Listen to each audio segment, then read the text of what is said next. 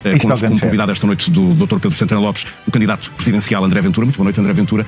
Já estive a ler agora o seu Twitter, deixou uma mensagem também de rápida recuperação ao Presidente da República. Enfim, foi apanhado de surpresa, tal como todos nós, por esta Não, ele é bruxo. Notícia. Já sabia porque é bruxo. Então sabia que ele ia ter... Teve alguma espécie de contacto esta noite com a Casa Civil do Presidente para se inteirar do estado de saúde. Marcelo Rebelo de Sousa. Boa noite, obrigado pelo convite. Agradeço também ao Pedro este convite para estar aqui hoje.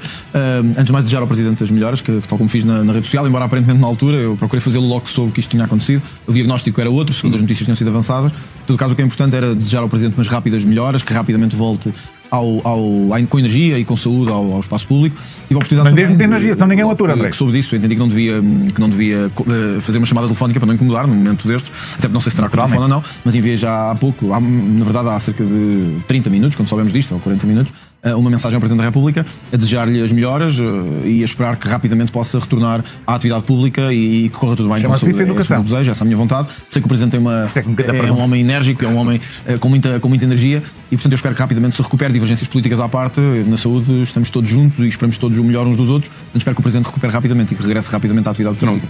Serão pelo menos 6 dias de recuperação para o Presidente da República depois desta cirurgia. Como eu dizia há pouco, já conhecemos muito bem Marcelo Rebelo de Sousa e sabemos que logo ele estará aí para a sua vida também pública e oficial. Eu penso, estava há pouco a falar disto aqui com o Pedro Santana Lopes também, eu penso que não será necessário fazer uma substituição do Presidente Marcelo Rebelo de Sousa nestas circunstâncias, dado que as informações que temos é que será uma intervenção cirúrgica curta e depois, enfim, mesmo com um período digamos assim, de recuperação, que estará, penso que apto para o exercício das funções constitucionais que são atribuídas. Portanto, penso que isso estará salvaguardado. Consciente dentro de todas, no pleno das suas funções, e na realidade o que ele precisa também é uma caneta para promulgar, vetar, enfim, e poderá sempre fazer o despacho normal do seu trabalho do Palácio de Belém. Temos connosco o André Ventura para uma entrevista esta noite, na sequência dos convites que o Pedro Santana Lopes tem enviado, endereçado a todos os candidatos presidenciais. Esta tarde falámos ao telefone, enfim, para nos alinharmos também nas questões que serão necessárias colocar ao André Ventura. O Pedro Santana Lopes disse-me que queria, sobretudo, falar sobre outras questões que têm dado um pouco mais arredadas desta campanha eleitoral. Mas eu queria começar por colocar uma questão diretamente ao André, que apareceu nestas eleições. Falámos sobre isso em entrevistas anteriores, porque achava que não tinha alternativa a si próprio. Queria que Pedro Passos Coelho tivesse avançado, isso não aconteceu. Chegou a falar com Manuel Monteiro, também não houve essa oportunidade. Deixa-me colocar aqui uma... Cheguei a falar com Manuel... Não chegou a falar com Manuel Monteiro, mas foi uma das hipóteses que colocou para apoiar. Enfim, eu espero que o Pedro não leve a mal esta questão. Espero também que o André não se sinta condicionado aqui pela nossa presença. Mas caso o Pedro Santana Lopes tivesse avançado para a corrida eleitoral, ele ia apoiar. Bom, antes de mais, eu quando tomei a decisão de avançar como uma candidatura presidencial, tomei em consideração todos os candidatos que estavam no terreno. Aliás, quando eu via outros candidatos a avançar, porque houve os candidatos, houve os pré-candidatos e também houve alguns que todos já sabíamos que iam ser candidatos. E eu sempre disse que, independentemente dos espaços políticos, primeiro, o Pedro Santana Lopes é o pessoa que não acabam com a música. Consideração e admiração, já esteve sem ser do Chega e sem nunca ter pertencido ao Chega, esteve em momentos do Chega, em jornadas parlamentares, o que mostra muito a democracia e a elevação que tem, e isso é um bom sinal também, enfim, para todos os cargos, mas também seria para um Presidente da República.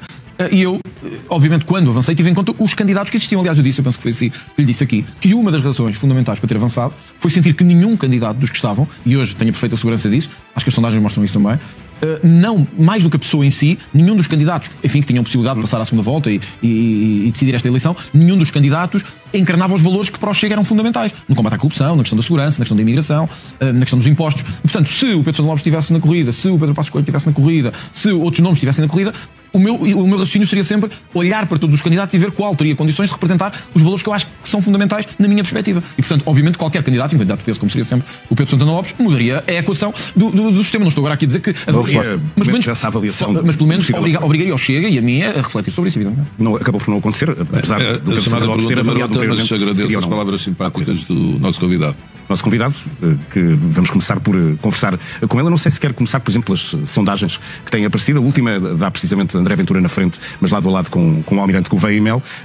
Como é que está a olhar para uma eventual segunda volta, André Ventura, com toda a gente a mobilizar-se contra si? Não, mas isso também, francamente, não será só na segunda volta. Nas legislativas já são todos contra o Chega. Já é um bocadinho assim, estou habituado a que sejam todos contra nós. Evidentemente que aqui há uma outra equação, que é... Eu tenho a certeza que numa segunda volta das eleições presidenciais se vão juntar as alianças mais improváveis, mais inacreditáveis, qualquer que seja o candidato. Eu acho que podia passar, penso que não acontecerá, segundo os números, eu podia passar com o António Filipe, que o PSD aconselhava o voto no António Filipe. Eu podia passar com a Catarina Martins, que o CDS provavelmente aconselharia o voto na Catarina Martins, porque não querem de todo que eu possa ganhar ou que o projeto que eu encarno possa vencer. Eu também tenho que dizer isto. As sondagens valem o que valem. Essa sondagem coloca-me na frente da corrida, mas também com uma diferença muito curta em relação aos dois opositores, que eu acho que francamente são os que têm maior probabilidade de passar a uma segunda volta. Estou convencido que a segunda volta será entre dois destes três candidatos, embora haja aqui um dado que eu acho que é relevante. Isto não exclui mais ninguém, estou a pôr o mais provável. O caso do António José Seguro exige cautela na análise, porque parece-me muito estranho, digo francamente, parece-me estranho e eu não tenho nada a ver com aquela área política. Parece-me muito estranho que um candidato com o apoio do Partido Socialista agora, embora um apoio tímido, metade do Partido Socialista está com o Gouveia Mel. Não percebi bem como, mas está. Mas parece-me estranho que um candidato com o apoio do Partido Socialista esteja com 10%, quando o partido na mesma sondagem está com 28%. Portanto, causa-me alguma estranheza. E eu não retiraria o António José Seguro desta equação, de poder estar também na segunda volta. Mas considera que é o único que pode estar a ser subavaliado nas sondagens? Eu não sei se está a ser subavaliado. Eu já fui muitas vezes subavaliado nas sondagens, portanto sei o que isso é. Se me perguntar assim, eu quando vou na rua, eu tenho feito já campanha, todos os candidatos fazem campanha. De facto, tenho que dizer isto, o Pedro Santana Lopes acho que usa esta expressão, que a rua sente-se. E de facto a rua sente-se. E eu sinto a rua. Eu de facto não ouço ninguém dizer eu vou votar no António José Seguro. Não ouço, francamente. Mas acho estranho estar com valores tão baixos. Mas também não ouço muito a dizer que vão votar no Luís Marques Mendes, também, honestamente. Então houve as pessoas a dizer que vão votar em quem? Além bem, em mim, maioritariamente. Aquelas coisas que eu encontro dizem que vão votar em mim. Deve ouvir outras escolhas. Não, ouço sim senhor, ouço outras escolhas. E há pessoas que me dizem que vão votar no Gouveia Mel, sobretudo no eleitorado mais velho. Eu tento convencê-los que é um erro, mas enfim, ouço isso. No Marques Mendes também, sobretudo no norte do país, eu também ouço alguns. E os jovens também, Coutinho de Figueiredo, em alguns. Eu também acho, francamente, eu olho para aquela sondagem e também parece pouco provável que o Coutinho de Figueiredo. Toca dar like, bora lá e subscrever. Eu gosto de dizer as coisas como elas são e o que eu penso. E não estou a fazer para o João Coutinho. Há pessoas que dizem que se o João subir é bom porque o Marques Mendes 10 e mais fácil é para mim. Eu estou mesmo a dizer o que acho. Acho pouco provável que o João Coutinho de Figueiredo. Não deixa isso de ser uma evidência. Não deixa, mas também se o Almirante subisse também podiam tirar votos a mim. Portanto, a gente não pode andar sempre nesta equação. Acho estranho é que tenha 3% quando a iniciativa liberal tem 4%. E portanto não parece fazer muito sentido. Estou a dizer isto como eu penso que é. Agora, vamos ver o que é que acontece. Eu penso que irei, estou convicto, respeitarei isso, mas estou convicto que irei à segunda volta das eleições. Isso será uma batalha muito difícil. Isso é. Eu sei que já coloquei esta pergunta, mas se de repente for António José Seguro que irá a uma segunda volta consigo, entendo que Luís Montenegro deve apoiá-lo a si. É uma questão que tem que colocar o Luís Montenegro. Candidato da direita. O Luís Montenegro vai ter que decidir se quer apoiar um socialista ou alguém que é da direita, ou de centro-direita ou de direita. Portanto, será uma questão que o Primeiro-Ministro terá que decidir. Mas é um cenário curioso, porque se acontecer, vai mostrar bem se é verdade ou não que PS e PSD são a mesma coisa. Em que PS e PSD, quando chega ao momento de tomar uma decisão, tomam as mesmas decisões sempre. Porque o António José Seguro já disse variedíssimas vezes, aquilo em que acha, olha, até a reforma laboral, até a legislação laboral, até a legislação sobre estrangeiros e fronteiras, até a legislação sobre segurança. O António José Seguro está contra tudo aquilo que o Governo decidiu. Portanto, é curioso passar à segunda volta comigo. O Chega, que apoiou muitas das medidas que o Governo acabou por tomar na Assembleia da República, que foram aprovadas graças ao Chega, das descidas de impostos, até controle de imigração. É curioso ver o que é que Montenegro vai fazer, se vai seguir aquilo que é o seu pensamento ou se vai ser obrigado a tomar um apoio ao Partido Socialista. Na aprovação dessas leis, não é a Presidência da República, são moedas de troca. Não é uma moeda de troca, é do país e do modelo de país que vemos para o futuro. Quer dizer, queremos ou não um país com imigração controlada? Eu quero, penso que o PSD, neste momento, também. Queremos ou não um país em que haja menos impostos, mais competitividade das empresas? Penso que sim, e o PSD também. Queremos ou não um país onde haja direitos para quem trabalha, mas haja capacidade das empresas de terem uma legislação que as faça crescer e investir? Eu penso que sim, que o PSD também.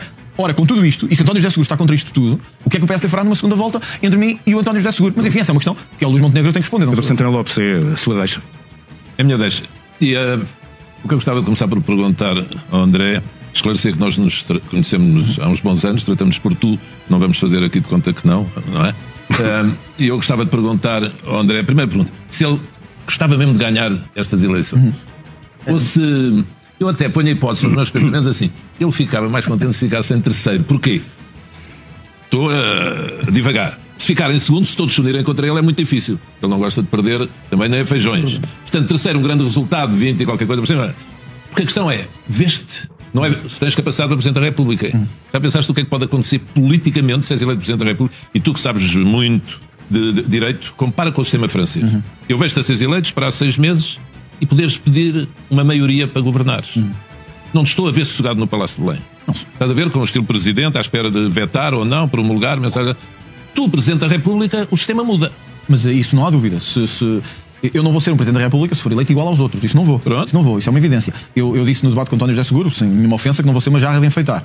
E o sistema, quem for votar em mim, e eu acho que mesmo quem está a indicar que vai votar em mim, não deve haver uma única pessoa que esteja a votar ao engano. As pessoas sabem que eu serei um Presidente interventivo, que eu serei um Presidente com opiniões firmes e posições firmes em muitas matérias, desde matérias jurídicas, legais, de reforma da justiça, até matérias da segurança e do controle de imigração. Se me perguntares assim, Mas e queres que isso aconteça ou politicamente é mais vantajoso se ficares arredado da corrida? Eu vou-te ser sincero, Pedro. Eu nunca entraria numa corrida para perder, porque eu não gosto de perder. 2, quando eu decidi que estes valores eram importantes estarem representados no mais alto lugar da nação, é porque eu queria mesmo fazer esta mudança. Eu hoje estive, só para poder dizer isto, eu hoje estive num encontro de jovens, em Carcavelos, e muitos perguntaram-me assim: André, mas a maior parte vê-o como Primeiro-Ministro e não como Presidente da República. E eu dei-lhes 2 exemplos de países em que os partidos irmãos do Chega venceram eleições e nem sequer conseguiram formar governo. Na Áustria, nos Países Baixos, isto aconteceu, ganharam com 27, 28 e não puderam formar governo. Alguém tem dúvidas que Cássio chega a ganhar as eleições, como pode acontecer com 27, 28, 26, PS e PSD vão impedir o Chega a formar governo? Portanto, quando eu percebi isso, eu compreendi que a transformação do país só acontece a partir de uma eleição presidencial. Essa é a grande questão. Bom, é a grande questão e haverá outras questões que colocaremos logo depois de um curto intervalo. Voltamos, edição especial de Percepções e Realidades. Pedro Santana Lopes convida esta noite André Ventura.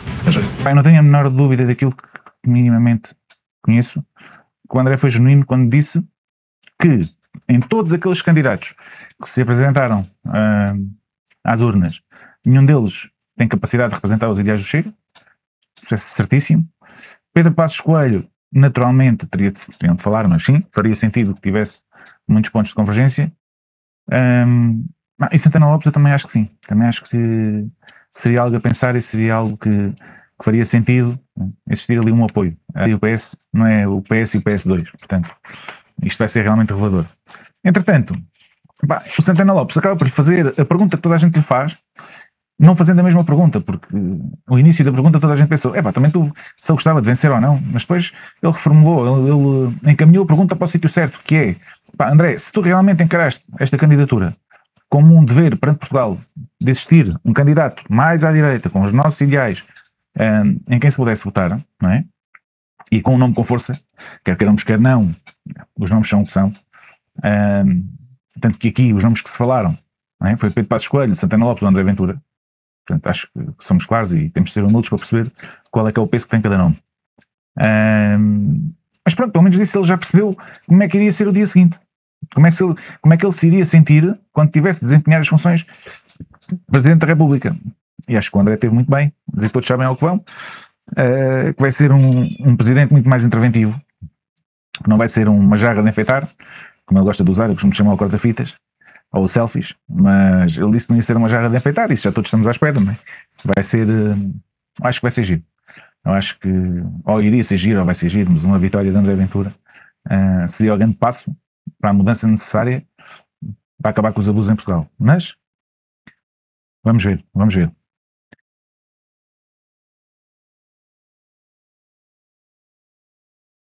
Pedro Santana Lopes, hoje o nosso convidado é André Ventura. Vamos fazer mais um curto intervalo, voltaremos à conversa daqui a menos de 30 segundos.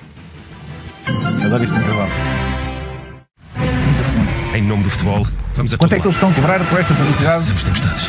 Calcamos no fogo. Em horário nobre, com o André faça chuva, a dar uma entrevista. Em nome do futebol, vamos a todo lado. Falar nisso, não esqueçam de dar like, partilhar, subscrever.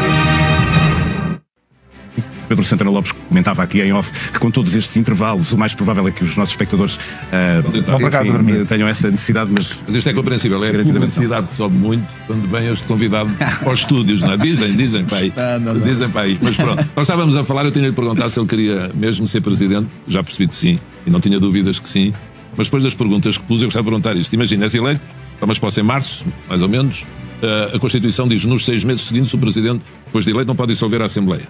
Mas tu, com essa tua exigência e, eu não vou chamar ansiedade, mas pressão permanente, eras capaz de aguentar um governo que não te agrade nas políticas que desenvolve muito tempo, ou admites usar os teus poderes para, mais 6 meses depois, ou seja, setembro do ano que vem, poderes dissolver a Assembleia e pedir um governo que tenha uma equipa política mais capaz de desenvolver as suas políticas. Ou seja, em que o Chega, por exemplo, não sendo liderante, possa ser o primeiro. Admites isso? Eu acho que no funcionamento do nosso sistema de governo, que é muito complexo?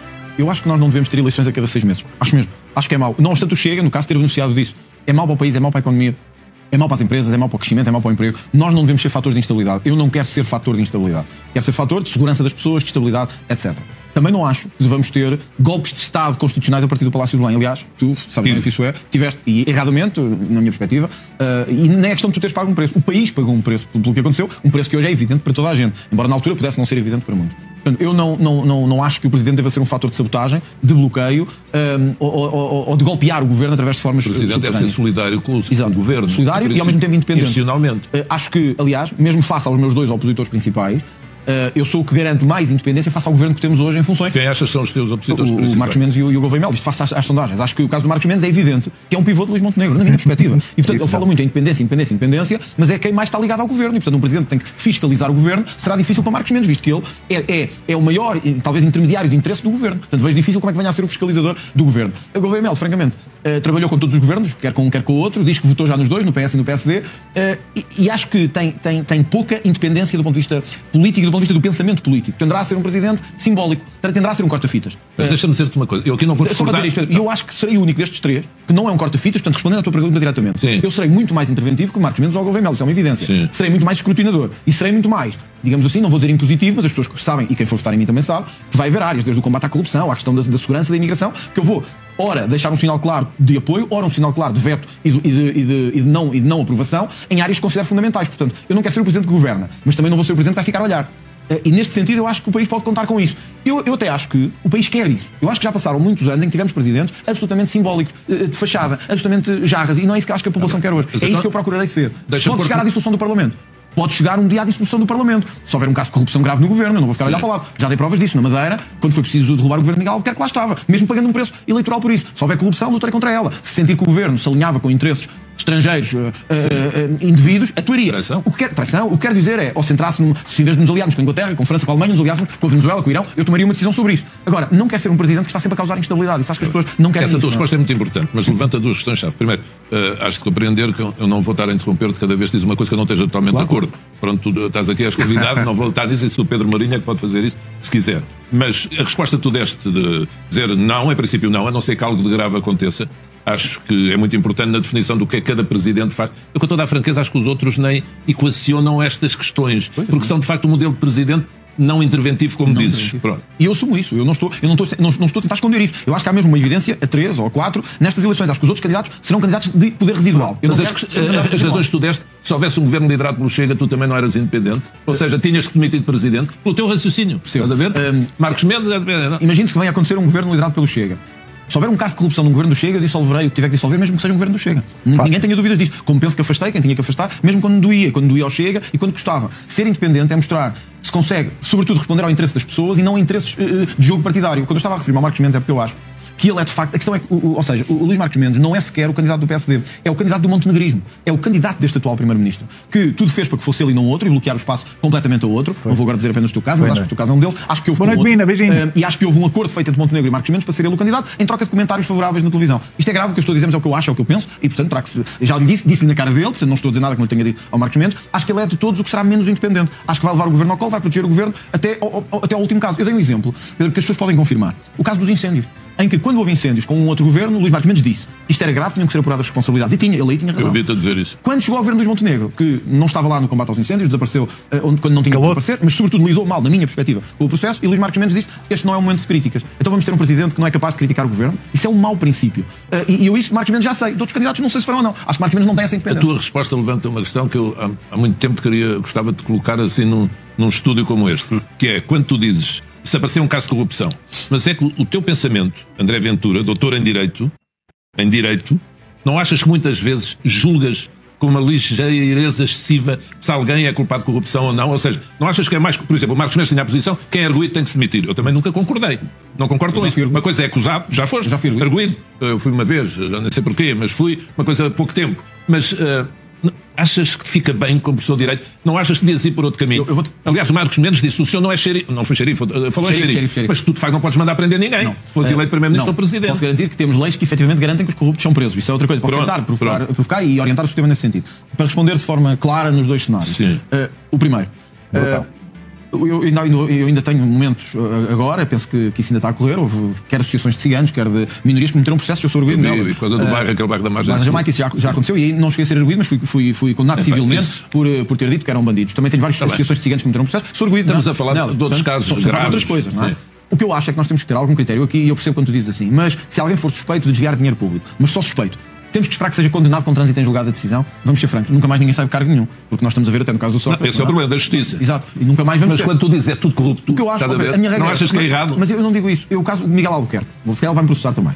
Eu olho para o que se passa, as suspeitas que há, que são as públicas, ninguém me disse nada, são as que são públicas. Suspeita de desvio de dinheiro público no exercício de cargos públicos. Suspeita de enriquecimento próprio no exercício de funções. Como é que um Presidente pode olhar para isto? Tem duas hipóteses. Diz, bom, mas eu tenho que esperar que a Justiça faça o seu caminho e isto chega a seu termo, daqui a 10 anos ou 15. Entretanto, o mal está feito, como se costuma dizer. Nós temos que ter aqui alguma ética de exigência. E eu acho que o Miguel Albuquerque já não devia estar no cargo em que está, na minha perspectiva. Ele não foi condenado ainda. Há suspeitas graves sobre ele. E isso não pode ser ignorado. E não há pode ser presunção de inocência que deve ser dada. Pedro, com certeza que há. Mas, repare, no caso do José Sócrates, então ainda teríamos à espera. Ele podia ser Primeiro-Ministro ainda. E eu acho que todos concordamos que o José Sócrates não tem idoneidade nem ética para ser Primeiro-Ministro. Já foi acusado há anos, mas demorou anos. Anos, quer dizer... Mas aí também é uma responsabilidade que se candidata a Presidente da República. Com certeza, mas deixa-me só dizer a situação da justiça. Eu acho que os políticos têm, eu sempre defendi isto, os políticos têm, exato, têm os mesmos direitos de todos os outros. Portanto, a presunção de inocência também, mas têm mais obrigações do que os outros. Uma das coisas que eu critiquei a Luís Montenegro, neste caso que depois levou às legislativas, não era os factos em si, apesar de alguns serem graves, era o facto de ele não ser capaz de responder a isto e não ter feito o que eu procurei fazer sempre, que houve coisas do Chega, que era sentar-se aqui e responder. Melhor ou pior, mas responder. Quais são as perguntas? Eu estou aqui para responder a elas. Quando um político é suspeito de coisas graves... Mas ele fez isso, não? Foi órgãos, levou uma com o Bernardo Ferrão. Ele fez uma entrevista sobre um caso que era grave, que é grave e continua a ser grave, e depois escondeu-se nas funções do governo. E vai ao Parlamento. Aliás, olha, enfrenta-te a ti. Aliás, ele só, repara, tu deves lembrar disto. Ele só aceitou responder às questões quando foi chamado obrigatoriamente ao Parlamento. Nós tivemos que pôr uma moção de censura para que o Primeiro-Ministro respondesse a questões graves. Sim. E, portanto, quando nós dizemos assim, mas não é o xerife da República, não, mas vou ser exigente com os governos. Onde houver suspeitas de corrupção, eu vou atuar. Eu sei que há presunção de inocência, mas eu diria a um Primeiro-Ministro suspeito, e não estou a dizer que é este, estou a dizer um caso que eu viesse a ter que lidar. Um Primeiro-Ministro suspeito de enriquecer devidamente, como o caso do José Sócrates, por exemplo, estivesse em funções, eu francamente, correndo o risco disto poder ser mal percebido, eu diria, Sr. Primeiro-Ministro, tem que me explicar como é que isto está a acontecer e porque é que estas suspeitas existem. Se isto não for possível, eu vou demiti-lo da função de chefe de governo. Não tenho dúvida que farias isso. Não, é que faria mesmo. Isso não estou a dizer se acho bem ou mal, acho bem em parte, noutra tenho dúvidas, mas quando ouço dizer, por exemplo, em relação a outros casos, Isaltino Moraes, que já teve preso, cumpriu, não sei o quê, e tu e o teu partido, outros dirigentes dizem, pá, se nós ganharmos as eleições, gente como esta vai tudo preso. O que eu disse desde o início, eu não acho que o Isaltino Moraes deve ser Presidente de Câmara neste momento. Pronto, isso é outra. Portanto, não devia estar em funções, porque eu defendo quem é condenado por crime. Mas ele não foi condenado por corrupção. Não teve corrupção, mas por uma razão, porque o processo prescreveu em relação à corrupção. Isso não sei. Foi esse o caso. Ele foi por fraude fiscal. Fraude fiscal e crimes económicos. Quem seja condenado por corrupção também defende, não deve poder voltar a exercer cargos políticos. Ora, Pedro, repara nisto. Porquê é que até hoje não fomos capazes de fazer isso? E depois dizem assim, o André Ventura é radical, é populista. Como é que o Parlamento não conseguiu dizer o óbvio? Quem é condenado por corrupção não se deve recandidatar a um cargo público. Isso eu estou de acordo. Corrupção ou crime equivalente? Ou crime conexo. Aquilo que a lei chama crime conexo. Ora, vamos lá chegar a esta conclusão. Se a lei não o faz e se o Parlamento vai sempre bloquear, na minha perspectiva, então temos que ter um Presidente da República que dê o burro na mesa e que diga, meu senhor, você não pode continuar. Mas também em relação à celeridade da justiça. Com certeza, mas esse, repara, eu tenho um princípio básico. Tu admites ir ao Conselho Superior ou achas que é ofensivo para a justiça? Não acho que seja ofensivo, mas há uma coisa que quero dizer. E eu disse isto, atenção. Que é chefe de Estado, se fores eleito. Sim, com certeza. Eu acho que o Presidente da República tem que ter muito cuidado. Por isso é que quando eu ouço, quer o Marcos Mendes, quer o Gouveia e Melo, atacarem a independência judicial da forma que fazem, ou os tribunais da forma que fazem, eu acho que isto sim é um verdadeiro perigo para a democracia. Porquê? Porque nós temos que perceber isto. O político, quando se candidata, ele candidata-se a um cargo de poder, mas é um poder dado pelas pessoas, um poder que é dado pela vontade popular. A justiça tem que ter a independência e a capacidade de investigar, mesmo que seja a nós, mesmo a nós políticos, que não estamos acima da lei. Nós temos que dar o sinal à justiça que se eles nos investigarem, o que é incómodo, se eles nos puserem em causa em determinados momentos, nós temos que responder como todos os outros cidadãos. Quando um candidato a Presidente da República começa a dizer, entre aspas, que vai pôr os juízes na ordem, que vai pôr, como o manifesto dos 50, na minha perspectiva é um ataque à justiça, basta ver quem lá está, Ferro Rodrigues, entre outros, e vejo Marcos Mendes dizer que concorda com isto, eu fico preocupado com o caminho que a justiça pode seguir se um destes dois ganhar. Eu, da minha parte, procurarei que as reformas de justiça sejam no sentido da justiça ser célere e rápida. Mas há uma coisa que nunca vou fazer. É dizer mal. Não é dizer mal. É pôr em causa a independência da justiça. Mas isso procurando condicional. Eu discordando em muitas coisas da justiça, nunca acho eu, por regra, não critica a justiça em público. Acho que temos que respeitar. Choca-me as demoras. Olha o que aconteceu no processo de influência. É um bom exemplo. Nós tivemos processos. É um caso extraordinário. No PSD, no Chega, tu lembras-te disso também, no PS, em todos os partidos, porque ninguém pode dizer que no seu partido não haverá problemas. Acho que ninguém. E quem disser está a enganar as pessoas. Vês o que eu estava a dizer na Operação Influência foi que, mal se soube que era António Costa o visado, o Parlamento mobilizou-se como nunca se tinha mobilizado para chamar o Procurador ao Parlamento, para exigir respostas do Ministério Público, mas uma série de outros coitados antes, também de políticos e também autarcas, que foram envolvidos. Nunca houve nenhuma questão à justiça. Não é por causa de António Costa, mas aí é um ponto em que estamos inteiramente de acordo. A esquerda tem um peso, a direita tem outro peso no funcionamento das instituições. A de maneira de tratar com as pessoas. Pedro, isto é condicionar a justiça. Isto é tentar condicionar a justiça. Não tens dúvida nenhuma do que se passou com António Costa, que aliás foi nosso companheiro de caminhada aqui no início do NAU, de sair do que saiu. E oxalá, eu acredito que ele não tem culpa nenhuma em nada. Mas se passado mês estar no Conselho Europeu, que era impossível. Ou com o Pedro Passos Coelho, ou comigo, ou com o André Ventura, ou com o Paulo Portas. Impossível. É impossível. Estavam a levar tareia meses. Aqui houve como que uma operação internacional. E nacional passar por cima da questão e o António Costa ir lá. Ainda ontem ele entrevista dele. André dizem que a justiça participou nessa operação internacional. Não, é o contrário. Os políticos é que quando a justiça teve que intervir, levaram a cabo uma operação de proteção que nunca tinham levado a ninguém. Deixa-me falar outro exemplo da questão das escutas que esta semana se lançou. Por acaso o Correio da Manhã teve a margem disso e até teve pessoas que conseguiram explicar o que estava em causa. Mas vê, para quem visse esta notícia, assim, 6 escutas que não foram para o Supremo polémico deviam ter ido de António Costa. Quem visse isto de manhã, via, peraí, houve uma perseguição ao homem, o homem está a ser perseguido injustamente, então escutas ilegais ou um primeiro-ministro, isto é gravíssimo. Depois viemos a saber que 6 destas 7 escutas eram tentativas de chamada, nem sequer foram chamadas, e a outra foi incidental. Se isto fosse com o André Ventura, com o Pedro Santana Lopes, com o Pedro Passos Coelho, nem sequer era título de notícia, muito menos manchete. Como é com o António Costa? Há sempre esta, e com o PS em geral, há esta tentativa de proteção. Não me vou cansar de dizer isto. O PS montou todas as instituições em Portugal. Aconteceu com o Paulo Pedroso, aconteceu com o Ferro Rodrigues, lamento dizer isto, mas aconteceu. Eles estão lá. E quem conhece o meio sabe que eles estão lá. E vão tentar até ao fim proteger-se. Qual é a minha função como Presidente? Não é? Olha, é como a imprensa. Eu discordo muito da imprensa, eu discordo de muita da imprensa que se faz em Portugal. Eu discordo de muitos jornalistas e acho que temos mau jornalismo em muitos órgãos de informação. Eu nunca na minha vida, poria em causa a liberdade de imprensa. Nunca. Mesmo que não goste, mesmo que me critiquem, mesmo que... Porquê? Porque eu também sei defender, também sei vir para me defender. E acho que é assim a democracia. Com a justiça é o mesmo. Eu posso não concordar e não concordo com muita coisa que a justiça faz. Acho que quando um presidente começa a meter-se no meio da justiça e a tentar condicioná-la, é o início de uma ditadura. E eu ouço, volto a dizer, com preocupação, os meus 2 adversários apoiarem o Manifesto dos 50, que é claramente a organização de pessoas para condicionar a justiça. Mas eu também digo uma coisa. Eu concordando ainda há bocadinho contigo, da direita, da esquerda, etc., eu, por exemplo, não sou capaz, e aqui interrompo, que é uma questão de princípio, de falar do Ferro Rodrigues, ou seja, quem for, como tu falas. É verdade. Estás a ver? Não sou capaz. Porque, mas aí estamos em desacordo. Pronto, como eles não foram um assunto sério, é matéria pessoal, como não foram condenados, nem pouco mais ou menos, nem acusados, eu não sou capaz. Tu aí tens uma posição política diferente. Mas a minha razão sobre já agora, no caso do Paulo Pedroso e do Ferro Rodrigues, é esta. É que eu, como acho que muitos jornalistas, procurei ler o processo e que lá estava. Eu também. Conheço o Ricardo Sá Fernandes. Exato. E acho que fica evidente a qualquer pessoa. Quer dizer, o Lula também foi descondenado, não é por isso que eu acho que ele não é um bandido, acho que é. Porque eu li e ouvi isto, não é umas coisas, eu acho. Eu li e ouvi. Eu vi o que aconteceu no processo de Casa Pia. Eu li, eu ouvi a tentativa que houve de condicionar a justiça, aos encontros com os procuradores, a tentativa de manipular um sistema que estava a começar a levantar-se, os polícias que tiveram que pagar um preço por isso, nomeadamente no judiciário. Mas o processo também tem gafos, sabes? Quando muda um fim de semana, uma data para o Carlos Cruz e tudo isso. Já que falaste no Lula e o Bolsonaro, o que é que achas? Exatamente o mesmo. É que no Brasil cada presidente que sai, de facto. Com certeza. Olha, eu tive até uma live com o Bolsonaro, que foi feita no meu Instagram. O Bolsonaro tem uma coisa que eu gosto. Nunca foi, acho que até o Ministério Público do Brasil confirmou isso agora há pouco tempo, nunca foi condenado, nem ele nem o governo dele, por roubarem 1 cêntimo ao erário público. Apesar de ter acreditado daquelas joias e tal. Não. Mas isso acho que ficou claro que nunca roubou. O Bolsonaro, eu acho que a justiça do Brasil, francamente, não me cabe a mim estar a pronunciar-me sobre a justiça de outros países. Eu preocupo-me com a do nosso país, é isso que me preocupa. Acho que a justiça do Brasil funciona mal, funciona de acordo com lobbies, e o que aconteceu com o Lula é a prova disso. Eu não sei se o Bolsonaro planeou um golpe de Estado ou não, francamente parece-me uma coisa um pouco tonta. Alguém que teve o poder todo na mão, só depois é que planeia um golpe militar. E está a preço por isso, está a pagar um preço. Há uma coisa que eu acho bem e que eu condenaria ao Bolsonaro se isso tivesse acontecido. Se ele tivesse pensado fugir, se isso lhe passou pela cabeça, eu acho um erro. Nós às vezes temos que pagar um preço da pulseira. Sim, se tentou fugir é um erro. E eu não tenho problema de dizer isso, mesmo de pessoas de quem eu tenho mais consideração. Eu acho que nós, quando temos convicções e valores, pagamos um preço em democracia. Tu sabes isso? Eu também sei isso. Acho que não é fugindo que se resolve as coisas, é enfrentando, é dando a cara, mesmo nos piores momentos. É sempre assim que eu procuro fazer. Portanto, acho que se isso acontecesse, era errado. Porém, eu acho que o grande cancro do Brasil é a corrupção, e eu espero que os brasileiros percebam isso. Mas isso é uma questão que, enfim, a mim diz-me um pouco. Cá em Portugal é que me preocupa a epidemia de corrupção que temos. Isso sim preocupa. Mas já agora, há bocado, Pedro, fica a dizer uma coisa. Às vezes acusam-me de nesta candidatura presidencial, estar a querer fazer uma espécie de tomada de poder através da via presidencial. Há pouco nós estávamos aqui a falar, quando foi o intervalo, da tal frase do Sá Carneiro, uma maioria, um presidente. Governo, presidente, sim. Eu vou dizer isto mesmo sabendo que isto pode ser mal interpretado. É mesmo isso que eu acho que tem que acontecer. Eu acho que tem que haver um presidente, uma maioria e um governo para conseguirmos mudar o país. Um sistema como o nosso só funciona bem assim. Só funciona bem se houver uma espécie de sintonia, garantindo a independência de todos os poderes, nessas circunstâncias. Esse era o grande slogan em 80 e por aí fora. Uma maioria, um governo, um presidente. E é isso que o Sá Carneiro dizia. Ora, quando eu nasci, o Sá Carneiro já tinha morrido, eu não tive o privilégio, que acho que era um enorme. Não posso deixar de dizer que a Conceição Monteiro não gosta de ouvir falar de Sá Carneiro. Ainda há tive com ela. Acredito. Há muita gente que ainda agora, quando fui a Viseu, estive junto à estátua de Sá Carneiro, pessoas que acham que, pelas posições que eu tenho, que é abusivo. Não gosto. Pedro, eu acho mesmo isto. E tu se calhar também. Tivemos os dois no PPD-PSD, eu também saí, tu saíste. Eu acho que o Sá Carneiro hoje, francamente, diria muitas das coisas que eu digo. Acho, mas é só um exercício de não sei, nem nunca fiz isso. Pronto, eu acho que sim, porque ele tinha acho que a frase era dele, saber romper e sair a tempo. Saber estar e romper a tempo. Ora, é aquilo que eu tento fazer na vida e que tento fazer nesta candidatura. Aliás, apoiei-te nas diretas 2017. E não me esquece, estavas lá na sala na noite em que eu perdi. Demos um abraço quando tu saíste e eu estava lá no dia em que o Rio ganhou. Te venceu. Mal, e também se viu o que é que deu depois e o que é que deu ao PSD. Mas saber sair a tempo, saber afirmar valor, era o que o Sá Carneiro faria. E é isso que eu gosto de fazer na vida. Não estou a propósito, um governo, a maioria, um presidente. E um presidente. Atenção, eu não estou aqui para o Sá Carneiro teria uma qualidade que eu nunca terei. O que eu estou a dizer é neste modelo de pensamento que eu me inspiro. É isso que eu estou a dizer, não estou a comparar o Sá Carneiro. Um governo, uma maioria, um presidente, tudo chega.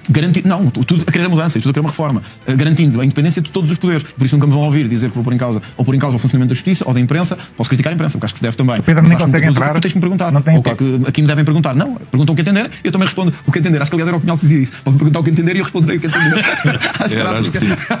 Geralmente é isso que acontece. Bom, agora é que eu fiz uma coisa em direto, fui citar o Álvaro Cunhal, isto nunca mais me vai sair. Vais perder votos. Às vezes é preciso saber o que dizem os nossos inimigos também para poder combatê-los. Será o Álvaro Cunhal até mim doeu. há muito tempo estava para perguntar, esqueci-me pedir para. Não esqueci, não. Pedir para pôr a imagem dele. O que é que pensas do presidente do El Salvador? Hoje em dia muito famoso. Boa pergunta.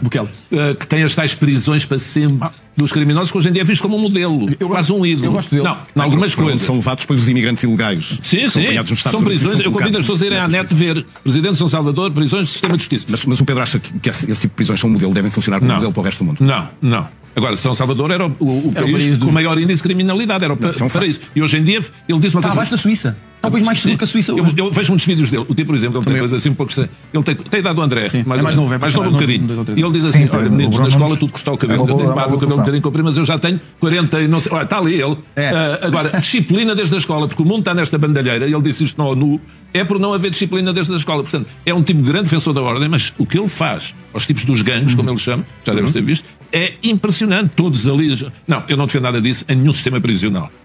Quer dizer, os seres humanos todos... Mas El Salvador funcionou, de facto. Não funcionou, eles têm neste momento é o país mais seguro da América Latina. Vamos lá ver, eu sigo também... Mas gostava de saber a opinião do André sobre ele. Não estive com ele num evento por pouco, porque eu ia estar nesse evento, ele também... Ele acabou. Mas o tipo é um ídolo, hoje em dia lá... É um país muito pequeno, não se pode comparar ao nosso, é um país muito pequeno, mas, como dizia o Pedro, tem uma questão aqui importante. Era o país, se não me engano, dos países mais perigosos do mundo em paz, ou seja, tirando países que estão em guerra, como estava o Iraque, o Afeganistão, coisas assim. Era um índice de homicídios brutal. Penso que era o país com o maior índice de homicídios por cada 100 mil habitantes. Hoje é mais seguro que a Suíça, segundo os dados oficiais, atenção. E depois é preciso, nós estávamos a lidar aqui com uma verdadeira epidemia de gangsterismo, homicídios, ajustes de contas, famílias que perderam vários membros por causa das questões relacionadas com a droga, com os gangues, etc. Ele teve que pôr ordem no país. Nós, se lá vivêssemos, aplaudiríamos isto e diríamos que era isso que tinha que ser feito. Agora vemos os gangues na ordem, a cumprir regras, a desejarem não ir para a prisão, em vez do que havia antes, que era mandavam na prisão. Agora ninguém quer ir para a prisão em El Salvador. O número de homicídios, penso que houve o ano passado ou o mês passado, 0 homicídios.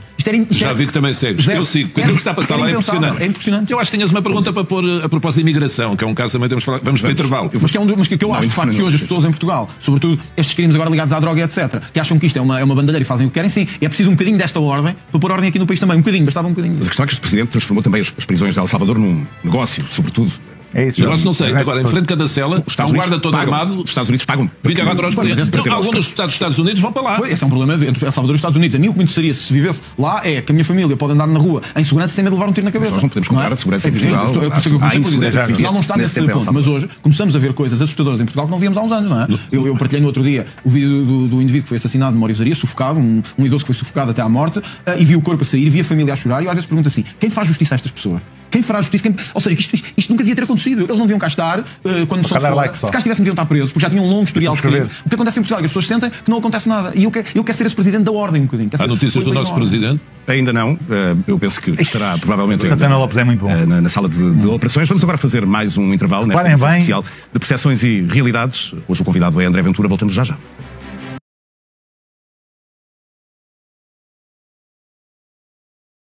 André Ventura, candidato a estas eleições presidenciais, apoiado pelo seu partido, o Chega.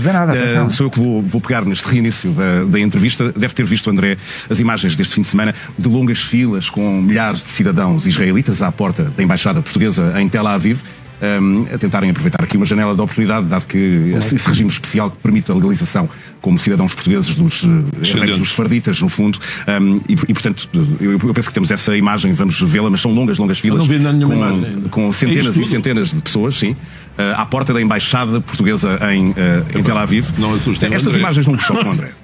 A mim chocam-me, porque assim, eu já vi no outro dia, vi no centro da Babilónia filas também enormes de pessoas que não tinham documentos. Mas porque é que eu acho que isto choca? Agora pessoas que estão em embaixada, querem o passaporte português, querem o passaporte português, o passaporte. Não estou a dizer que todas. Pedro, há uma questão que é histórica, que o regime agora teve uma alteração. Também dizer que eu acho que era importante o Parlamento, quando fez esta alteração de restringir a nacionalidade, por esta lógica. A nacionalidade portuguesa tem que ser uma coisa preciosa. Não pode ser uma coisa à venda no mercado. Pode andar à venda no mercado, na Índia, no Paquistão. E acho que desta forma ela está a ser tratada como algo precioso. Acho que fizemos uma coisa que o PS desbaratou com a lei da nacionalidade em 2017, que foi dar a nacionalidade a praticamente toda a gente que a quisesse. Havia pessoas a obter a nacionalidade sem nunca pôr os pés em Portugal, sem nunca não sabiam dizer bom dia nem boa tarde. Muitos destes israelitas. Eu acho que quem é nacional português deve ter uma ligação ao país. Nós não devemos dar a nacionalidade por razões, mesmo quando tem fundamento histórico, na minha perspectiva, devemos restringir essa nacionalidade para uma ligação à comunidade. Quer dizer, quem é nacional português tem que ter uma ligação a este país. Ser português não é uma coisa qualquer. E nós que somos portugueses sabemos e sentimos essa ligação. Quando eu vejo isto, que isto não acontece só em Israel acontece por esta questão específica, mas na Índia também acontece. E no Paquistão também acontece. E no Nepal também acontece. E provavelmente até em países africanos acontece. Os outros, eu percebo que querem nacionalidade portuguesa. Da nossa parte, cabe-nos dizer que quem quer ser português tem que cumprir determinados requisitos. Isso é igual para israelitas ou pessoas de outras nacionalidades? Vamos lá ver, com todo o respeito, e eu tenho uma enorme admiração pelo povo israelita, estivemos ao lado e continuamos a estar ao lado deles naquilo que é os ataques terroristas que tem. Já estive em Israel. Tem peregrinação. Sabe que é normal encontrar pessoas com passaporte português. Sei, mas não acho bem que o passaporte português seja bem usado. Nos reféns havia vários casos. Com certeza. Nos reféns muitos que eram tinham dupla nacionalidade e eram luso-descendentes. Eu tenho uma admiração enorme pelos israelitas, porém, quando nós temos e pelos judeus, porque acho que são vítimas muitas vezes desta nova islamização da Europa que nós devemos evitar, na minha perspectiva, mas acho que quando fazemos uma lei a restringir a nacionalidade, era complicado estar a criar pequenas exceções, porque senão os PALOP, os países de língua portuguesa, também diziam, bom, então nós também merecemos, porque temos aqui uma ligação. Só para fazer este esclarecimento, por exemplo, o Presidente de Angola, eu julgo que não vou voltar à questão de Angola e do Presidente, que já a gente sabe o que eu penso, mas o Presidente de Angola criticou a nossa lei da nacionalidade. Em Angola, para se obter a nacionalidade, também é preciso 10 anos, como nós agora colocamos para ser nacional português. Ou seja, eu acho que ser nacional português tem que se passar por um processo, por requisitos, tem que haver uma ligação ao país mínima. E era assim. Não é? E era assim, até que o PS mudou e passou basicamente a vender a nacionalidade. Eu acho isto errado. Eu percebo que haja outros modelos, nós não podemos aumentar a população de forma artificial, a todo o custo. Portanto, eu lamento por estas pessoas, seja em Israel, no Paquistão, no Irão, no Afeganistão, que querem ser portugueses, muitos deles para fugir às zonas de conflito. Eu compreendo isso. Mas Pedro, isto é como a questão da saúde. Uma coisa é ser solidário, outra é compreender que nós não podemos estar aqui a ser os bombeiros do mundo inteiro, que não temos recursos para isso e não temos capacidade para isso. Nós temos que nos preocupar primeiro em ter saúde, habitação, segurança para os nossos. Por isso nós não podemos dar a nacionalidade nem a residência a toda a gente que quiser. Tem que cumprir regras, tem que passar por um processo e no final, se cumprirem esse processo, terão a nacionalidade. Pedro. Posso? Muito bem. A propósito de algumas destas questões internacionais, imigrantes, falando da Venezuela. Tem merece likes. Tu tens as posições que tens, é diferente. Nós temos entre 400, 600 mil, estão lá há muitos anos, legais, na generalidade. São parte do tecido económico, são eles que têm, são muitos empresários que estão na Venezuela, são portugueses ou lusodescendentes. Mas pronto, se estivesse no lugar do Trump, estaria a ter estas posições.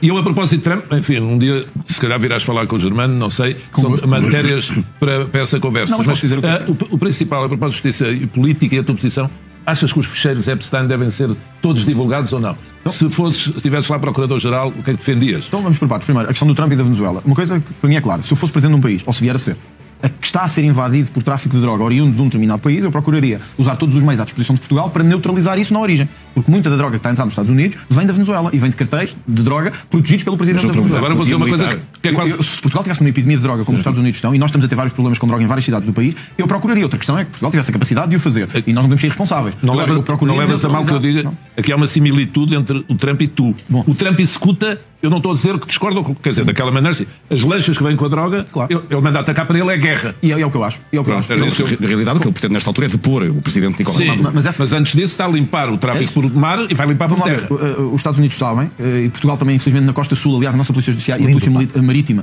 sabem bem do que é que eu estou a falar. As operações que têm sido montadas nos últimos meses e anos de combate à droga no sul de Portugal e no sul de Espanha são coisas absolutamente assustadoras que mostram como o crime nos está a tentar tomar de assalto. O que eu estou a dizer é, discordâncias ou não do Presidente Trump à parte da Europa. Eu acho que nós temos que nos dar ao respeito e que quando o Presidente dos Estados Unidos destrói lugares com narcotraficantes, eu vou dizer isso já não fica bem, só se perdem os que falham. Porque francamente destruir narcotraficantes. Nós temos que proteger o nosso país e os cartéis. Mas é uma nova ordem internacional. Com certeza, mas o direito já é um bocado diferente. Pedro, mas os cartéis da droga já mostraram que são cruéis, que não respeitam ninguém e que se puderem destruir os nossos Estados Unidos. Outra coisa é o que está a preparar, ou potencialmente está a preparar. Portanto, o combate à droga eu acho que temos que fazer. Eu já o disse várias vezes, a luta contra a droga travá-la-ei, porque eu sinto que hoje em muitas cidades, em muitos sul, eu vim em Martins, que é um subúrbio de Lisboa, onde também há muitos problemas com droga. Nas escolas, à volta das escolas, porque estes tipos vivem e enriquecem de destruir as famílias e destruir os jovens. Eu levarei o combate à droga... Mas tu defendes a pena de morte, acho que não. Não, eu sou contra a pena de morte. Por causa do erro. Por causa do erro e pelo meu cristianismo. E o valor da vida, eu sou cristão e tenho o valor da vida como alguns casos eu vejo e sinto sinceramente que merece. Mas a prisão perpétua, mas a prisão perpétua parece-me que a cautelaria... Eu também acho que em alguns casos justifica a minha opinião. Aliás, a maior parte dos países da Europa tem prisão perpétua. Pena de morte. Eu sou contra porque pode haver erros. E também porque sou cristão e levo o valor da vida a sério. A outra questão é o que se pode preparar para fazer nos Estados Unidos, se justifica ou não uma intervenção militar nos Estados Unidos, dos Estados Unidos na Venezuela. Eu acho que a paz devia ser preservada e nós devemos evitar andar a entrar em teatros de conflito. Parece que o Trump está a tentar exilar o Maduro. Precisamente para combater o tráfico. Eu percebo isso. Eu gostaria que o Maduro saísse. Agora, uma coisa é essa. Eu acho que o Maduro deve ser um ditador, é um assassino, é um sanguinário. Outra coisa é se nós, os Estados Unidos e a NATO, devem agora estar a intervir no mundo inteiro, não há ditadores e sanguinários para os depor. Estás a falar na NATO. Eu tinha aqui a pergunta. Ainda acreditas na NATO? No cálculo que não. Eu não acho que se desvirtuou completamente. Mas a NATO, vamos lá ver. Eu acho que a NATO é a nossa melhor hipótese. desvirtuou-se porquê? Porque passou a ser uma agência basicamente de defesa da cultura woke e das novas vagas libertárias dos países islâmicos. Basta ver a posição que teve sobre Israel. Quer dizer, Israel tinha acabado de ser atacado pelo Hamas, todos tínhamos visto isso. E o secretário-geral, eu sei que é nosso, mas também, enfim, não o admiro politicamente. Ele é nosso, reconhece a inteligência e o enorme valor enquanto cabeça, digamos assim, mas discorda dele em tudo, o engenheiro António Guterres. E a ONU preocupou-se só em estar a defender terroristas e em estar a defender os países islâmicos. Nunca se preocupou com Israel, nem com a nossa cultura de matriz cristã. Portanto, essa é uma questão. A outra é da NATO. Eu não gosto de um mundo liderado pelos Estados Unidos e que a Europa não existe. Eu sou europeu. Eu tenho orgulho de ser europeu. Eu sou português, acima de tudo, mas sou europeu. Eu quero Portugal na União Europeia forte e quero Portugal na NATO forte. Eu gostava que a Europa tivesse capacidade de se assumir como contrapeso a esse domínio americano. Mas esse é um trabalho que vai ter que ser feito. Não és linha Meloni nem Orban. Eu discordo na família política. Não é verdade. Eu tenho tido, e os dirigentes do Chega sabem, mesmo. Eu aprecio muito a Meloni. Eu também. Eu acho que ela é uma excelente primeira-ministra. Eu acho que do ponto de vista da defesa e do ponto de vista político, eu quero que Portugal tenha o lugar no mundo do maior destaque possível. Mas ela é uma atlantista, trumpista. Eu acho que nós não devemos deixar que os Estados Unidos liderem a ordem mundial sem que os europeus tenham uma palavra a dizer. Eu sou europeu. Eu quero que a Europa tenha... Até porque a nossa cultura europeia, a nossa matriz europeia é diferente da matriz americana a todos os níveis. Vários níveis. Mas achas que deve haver defesa europeia ou não? Uma política comum de defesa? Já externa? Eu não queria pôr franceses e alemães a mandarem nas nossas forças armadas. Acho que pode haver formas de cooperação militar que permitam à Europa ser, em vez de ser um anão militar, ter preponderância militar. Eu não gosto de ver. Deixa-me dar, por exemplo, da Ucrânia. Pois eu até, no outro dia, se calhar aqui falarei disso. A Ucrânia choca-me só por isto, que é a guerra é aqui ao nosso lado. Todos estamos de acordo, pelo menos nós, aqui, que temos que derrotar a Rússia, estamos de acordo com isso. Para mim isso é uma evidência. Também é uma heterodoxia nos teus colegas do movimento internacional. Mas eu também sempre assumi essa discordância. Nomeadamente a senhora Le Pen. Eu acho que temos que derrotar a Rússia. É o que eu acho. Acho que a Rússia é um país tirânico e tem que ser derrotado. É um elemento muito importante nas tuas posições. Como o Donald Trump está aqui a fazer uma tentativa de intervenção. O Donald Trump está a tentar garantir aqui que há alguma paz. Eu discordo é que a Ucrânia tenha que ser penalizada por isso. Outra coisa é eu sentir, como sinto muitas vezes, que a guerra é aqui ao nosso lado na Europa e que os Estados Unidos têm mais palavra a dizer do que nós que estamos aqui ao lado e que estamos a sofrer os efeitos da guerra. Mas sem força militar não tens hipótese. É evidente, porque eu falava de uma forma. Eu não gosto de forças armadas integradas neste sentido. Eu não quero ver alemães, franceses e espanhóis a mandarem nas nossas forças armadas. Mas acho que é possível haver formas de cooperação que levem Portugal, os países europeus a terem um papel a dizer no mundo, nomeadamente no que se passa na Ucrânia. E era isso que eu gostava de ver, defender os nossos valores e ter força para assumir os nossos valores. Eu não quero enviar tropas para a Ucrânia. Acho que se isso for evitável, devemos fazê-lo. Tudo farei para não enviar jovens portugueses para morrer na Ucrânia. Agora, se me perguntares aqui quem é que eu quero que seja derrotado, eu quero que Putin seja derrotado e que a oligarquia russa seja derrotada e que os russos aprendam que não podem fazer o que querem. Deixa-me dizer que acho que é um elemento pessoalmente muito importante nas tuas posições políticas, na minha perspectiva, porque se distingue de outros líderes da direita europeia. Sim, Pedro, mesmo quando estive em encontros dos líderes dos Patriots, que é o partido europeu que eu pertenço, eu deixei claro que compreendia algumas posições na Hungria, nos países de leste, pela proximidade que têm ali com a Rússia, que é uma proximidade diferente da nossa, mas que eu acho que o nosso grupo europeu devia ser muito firme na condenação da Rússia, no apoio a sanções à Rússia e na defesa intransigente daquilo que é a Ucrânia. Muitos de nós pensamos assim, isto é lá com a Ucrânia, isto não tem nada a ver connosco. Um dia pode acontecer ao resto da Europa Ocidental. Não seria a primeira vez que a Europa se fosse uma ameaça. E olha os Bálticos, os Estados Bálticos. Vais interromper? Lembra-se? Não. Eu queria colocar só uma questão, mas lembra-se que o presidente Marcelo chegou a dizer que o presidente Trump era um ativo da Rússia. Percebeu a lógica da frase na altura? Bom, eu acho que é uma responsabilidade grande do presidente português de dizer assim, porque está a pôr a ideia de que o presidente norte-americano é uma espécie de homem a soldo dos russos, que está debaixo da chantagem dos russos. Há teorias sobre isso, mas são as teorias que proliferam na internet. Não? O presidente da República não pode simplesmente olhar para uma coisa qualquer que vê e dizer o que lhe passa pela cabeça sobre isso. Nomeadamente, atenção, estamos a falar de um dos nossos maiores aliados. É que não é só a Grã-Bretanha, os Estados Unidos são, até pela comunidade que lá temos, pela ligação que há fronteiriça, é que nós não temos só fronteira com a Espanha, nós temos fronteira com os Estados Unidos do outro lado. Há uma ligação militar, atlântica, histórica, desde muito antes da Segunda Guerra Mundial. Nós temos uma ligação com os nossos aliados que devemos honrar. E essa é a diferença para os outros extremismos que eu vejo, quer à esquerda, quer à direita, francamente. Mas, por exemplo, não olha para esta tentativa de intermediação do presidente Trump e vê que o presidente dos Estados Unidos está a tentar favorecer a Rússia neste acordo de paz. Eu acho mal, mas, por exemplo, o que vi no Médio Oriente foi que foi preciso chegar a Donald Trump para haver alguma paz no Médio Oriente. Foi Donald Trump que pôs fim àquilo que... Pôs fim, vamos ver, aquilo continua mal, mas ao menos há uma tentativa de paz que os democratas nunca conseguiram fazer. E, portanto, isso temos que lhe dar de mérito também. Se eu concordo com um plano de paz que obriga a Ucrânia a sacrificar a Crimeia e o Donbass, eu não estou completamente dentro do plano, mas penso que é esse, penso que é esse o critério, eu discordo disso. Porquê? Porquê é que discordo? Nós já vimos na Segunda Guerra Mundial isto. E quem sabe um bocadinho de história sabe isto. Quando se dá um bocadinho de terreno a ditadores, eles não vão querer aquele terreno, eles vão querer mais no dia a seguir, vão querer continuar e vão querer até nos derrotarem.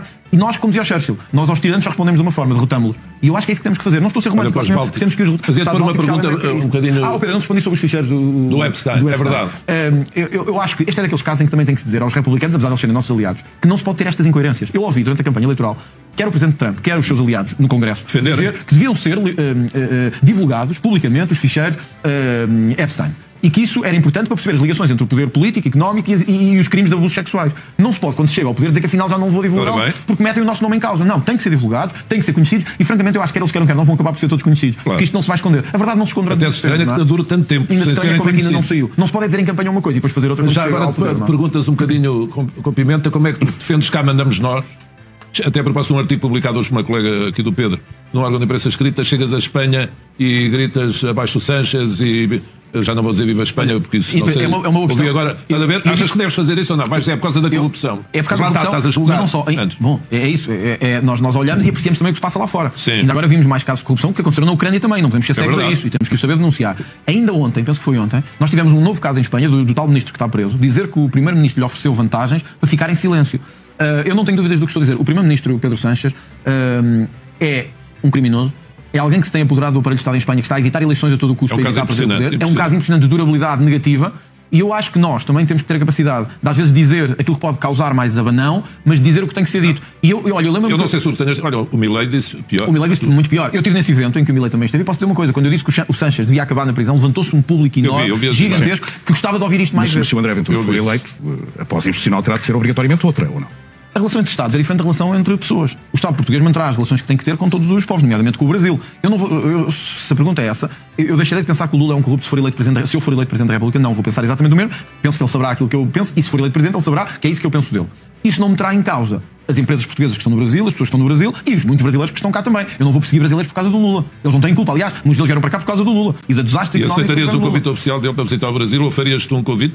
Se a política externa o aconselhar? Se tivéssemos que ter uma cimeira, falo-ia, porque a vida política é mesmo assim. Mas eu gostar-me muito. Eu lembro-me quando o rei de Espanha, que enfim, agora também está um pouco em desgraça, mas a vida é o que é, se encontrou com o Chávez numa cimeira ibero-americana e o Chávez começou a insultar a Espanha. O rei não fez o mesmo com o nosso presidente, não ficou calado. Disse-lhe, porquê é que não te calas? E depois levantou-se. Lembramos dessa frase. Mas estás a ver? Porque não te calhas. Teve a capacidade de o enfrentar e defender o seu país. É esse tipo de presidente que eu vou ser. Vou defender Portugal e se for preciso às vezes chegar, digamos assim, a vias mais duras com os outros. Também não podemos agachar. Será a primeira visita oficial se for eleito presidente?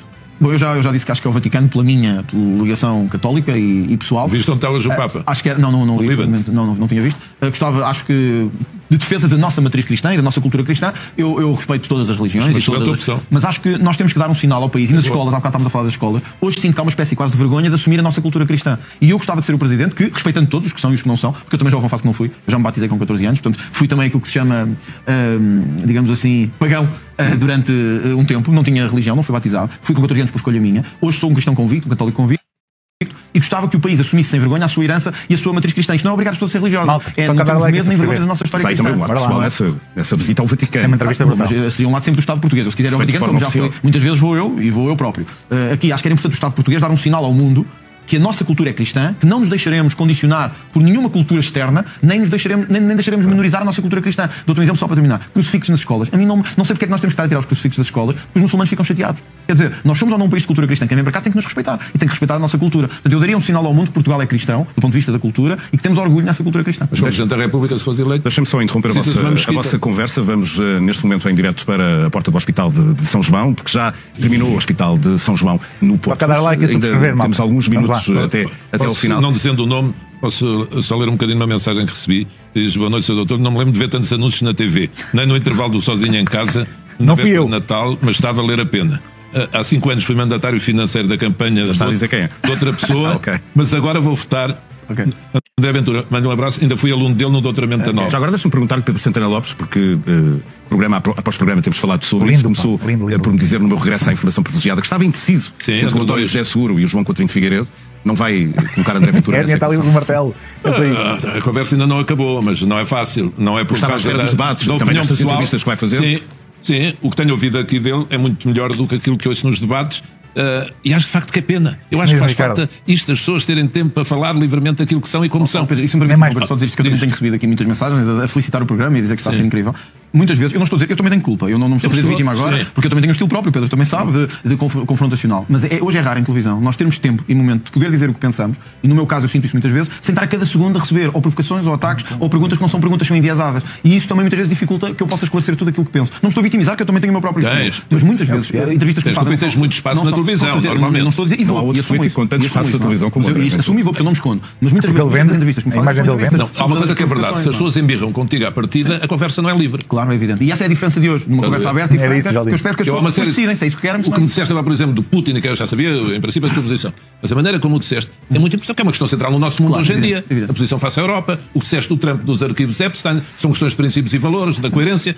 Portanto, eu disse sempre uma coisa do Chega, que não deixo de ressalvar. Eu, concretamente, o André Ventura, ainda no discurso do 25 de novembro, o ouvi várias vezes dizer coisas do estilo, porque nós, democratas, não podemos consentir, nunca ouvi repudiar a democracia por uma forma que ele defende o governo, ou ter qualquer estilo de palavra. E quando as pessoas dizem, a extrema-direita, não é extrema-direita, é um partido, pode ser muito direita, mas está dentro da democracia como tal deve ser tratado. É por isso que fui às jornadas parlamentares do Chega, para além da consideração pessoal, porque para mim o Chega... Agora, tu, acho que também tens responsabilidade nisso, no extremar de posições com o PSD e com a AD. E no estilo confrontacional. Mas... E há pessoas que têm pena disso. Aliás, outra mensagem que eu tinha aqui era: gostavas de ser Presidente da República de um governo do Pedro Passos Coelho? Com o Pedro Passos Coelho? Gostava. Acho que... ela não me levará a mal que eu digo, foi a Gabriela Seara que me mandou mensagem. Gostava, não pus a questão nunca assim, mas quero dizer, eu preferiria de longe um governo de Pedro Passos Coelho do que ter um governo socialista a seguir. Porém, se for essa a escolha das pessoas, eu respeitaria isso. Eu sou um democrata por natureza. Sou um democrata na questão da imprensa, das redes sociais. Aliás, é por isso que eu sou contra toda a censura nas redes sociais. Eu acho que nós devemos ser um país livre. Se um dia eu for Presidente da República e o PS vencer as eleições, eu espero que o PS, porque as pessoas só dizeres isso com essa calma é toda uma diferença. Eu sou um democrata convicto. Mas sou mesmo, eu sou um democrata convicto.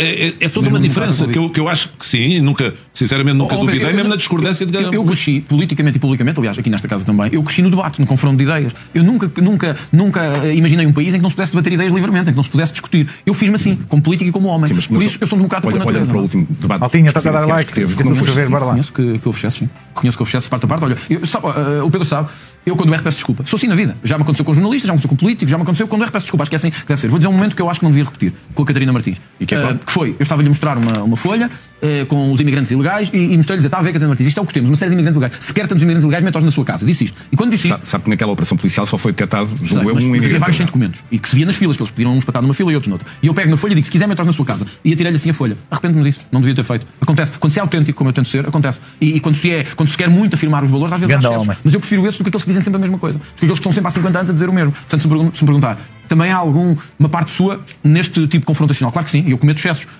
Mas também, francamente, acho que talvez seja o político nos últimos anos em que mais me convidam para entrevistas, mas não são na verdade entrevistas, são armadilhas ou provocações. E eu vou, também é verdade. E algumas pessoas dizem que eu não devia ir, mas eu sou de dar a cara e sou de debater, e sou de democracia e não sou de fugir. E por isso, respondendo, eu sou mesmo um democrata por natureza. Eu não imagino viver num país que não seja livre na imprensa, na justiça, na política. Os que, quando me deixarem de gostar de mim, do Chega, não votam e eu vou embora. Mas volto à minha vida. Posso uma pergunta a esse propósito? Tu mudaste essa jornalista? Não, foi outro artigo ontem, do que era de Pedro Adão e Silva. Espera aí, deve ter-me visto na pausa sem querer. Calma. Julgo. Tu mudaste, é legítimo, eu já mudei de posição em várias coisas, todos nós, de posição em relação às redes sociais. Hoje em dia usas muito, eu também sou frequentador do TikTok, portanto vejo-te por lá e aos que te seguem. Mas defendes a proibição dos perfis falsos, por exemplo? Bom, se houver uma operação montada, digamos assim, Eu defendo, estou já a dizer, mas interessa é a tua opinião aqui, não a minha. Francamente, o que eu acho é perigoso.